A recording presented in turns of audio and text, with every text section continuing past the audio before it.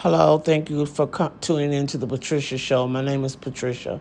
This is part two to the secret gospel of John. So I was telling you about how about Jesus teaching about turning within, in the secret gospel of John that was discovered in 1945 in Upper Egypt. It states that Jesus was teaching this to John after his resurrection. And he was explaining that God is within you, not outside of you. The true God, the invincible spirit, is infinite light. I'm sorry. Let me re-say that. The true God, which you may call the invisible spirit or infinite light, is pure consciousness.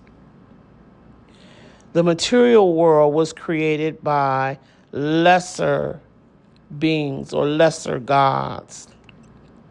Humanity contains a divine spark that is trapped in the physical body.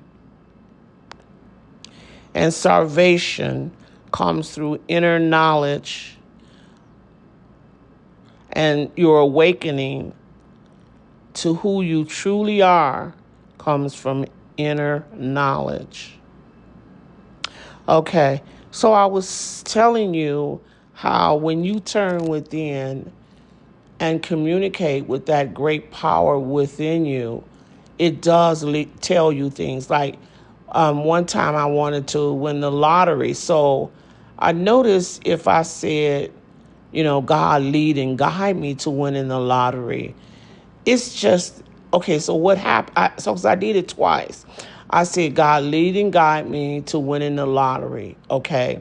When it led and guided me, just one day, I don't know, I just got the urge to come and do numerology with my name, to break my name down in numbers. I just had that urge. Then the next day I was watching TV, and I heard this voice say, go and get those numbers and play the lottery. And I thought, what numbers? And it was the numbers that I had been fooling around with, the numerology numbers. I went and got those numbers. Went and got them, meaning I had put them up in the book in the closet. Went and got them, and that was on a Tuesday, I think. That Saturday, I won the lottery. So I thought, let me do this again. But this time I didn't say lead and guide me. This time I just programmed my mind that I would win the lottery. So what happened for that one, I wasn't led to do anything. I just simply played the not the 4 digit, what do you call that? Quick pick. And I won. So to me, there was a big difference to if I went within and then asked to be led and guided. I just was led and guided the whole day, a whole week. And like I had said, I was asking to give me a occupation that I could go into and be a millionaire in a year. And it gave me real estate. And within 1 year, I didn't do it, but told somebody else what I had received, and they became a millionaire within 1 year. I wanted to clarify and say, too, during that time in California, the real estate market was just changing. If the real estate market had been like it was prior, it probably would have took longer to be a millionaire, but it was just on the cusp of changing. And so when I got that information, it was, very, uh, you know, quickly you could become a millionaire. And this lady became one in 1 year, as I had requested. So I could notice the difference. So then I began to understand more and more, hey, there is a power within us. We could get in relationships and say, hey, if this person is for me, pull them closer to me. If they're not for me, pull them away. And in 24 hours, I would get into a terrible argument with the person and we would break up. Or one time I remember going within myself. I just, focused my attention in my heart center. And then I said, it was a friend of mine. She was I thought was, one of my best friends. She lived down the street from me. So I asked God to show me if she was really for me or she wasn't. And I had got her a job, working as a receptionist in the office where I worked at. And I don't even know how the day started because we were just talking. I didn't even know what we was talking about.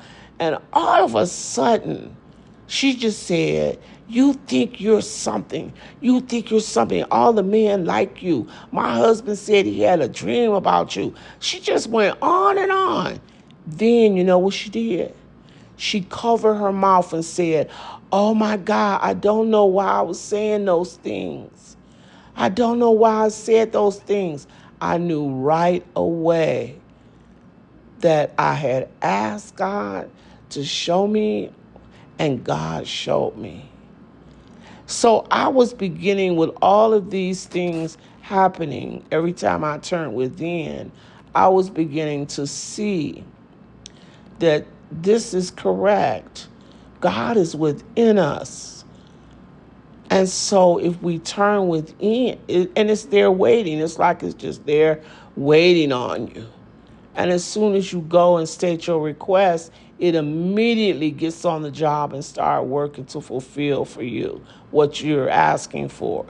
If it doesn't, well, in my case, I can't speak for anybody else, but everybody would, obviously it would work the same for everybody. But if it didn't give me what I wanted right away, then I would know that it was something that I needed to learn in this situation. And that's why it was keeping me in the situation. It was something I needed to learn. So this I was God was showing me step by step that was true.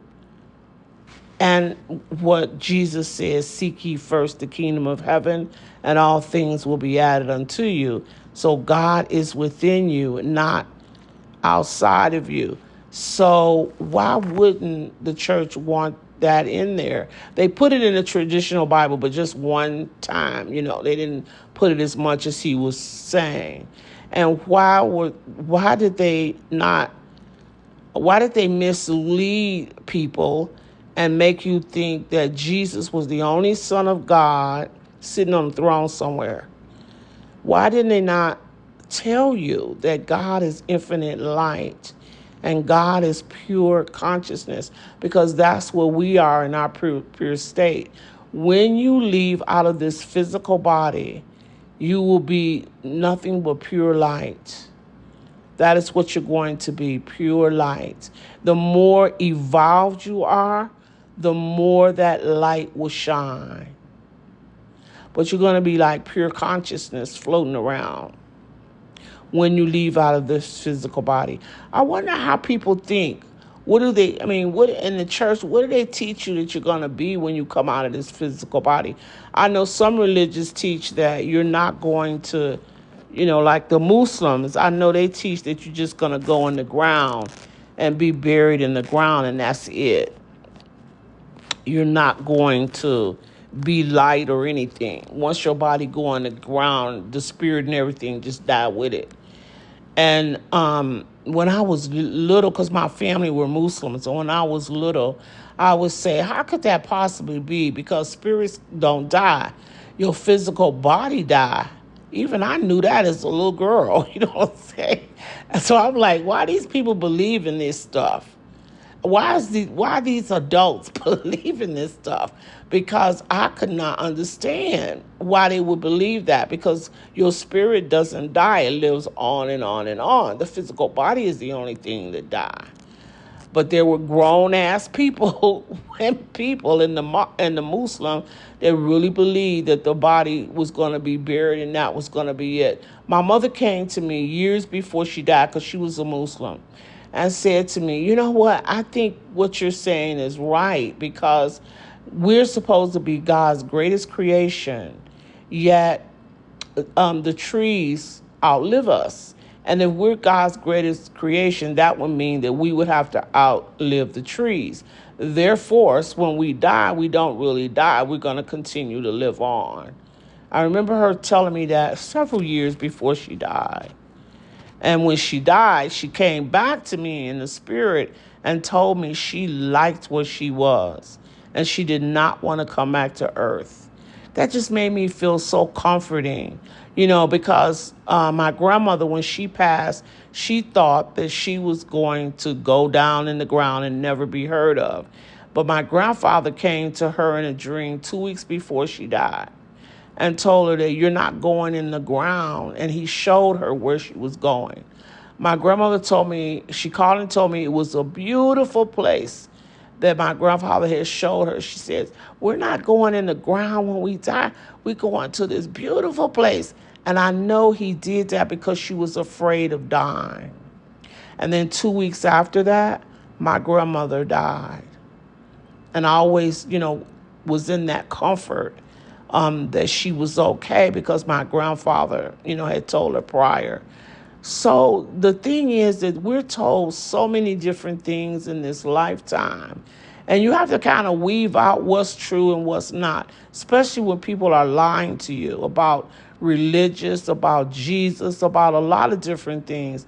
Then you have to begin to search and weave out what's true and what's not. My aunt was telling me the other day, people don't be trying to find out what's true. They don't even be putting that much thought in it. I just cannot, I refuse to believe that if you want to know something about, your life, about God, about Jesus, or, anything, that you wouldn't put enough energy in to try to find out what the truth was. Because now you don't even have to research the way you used to research.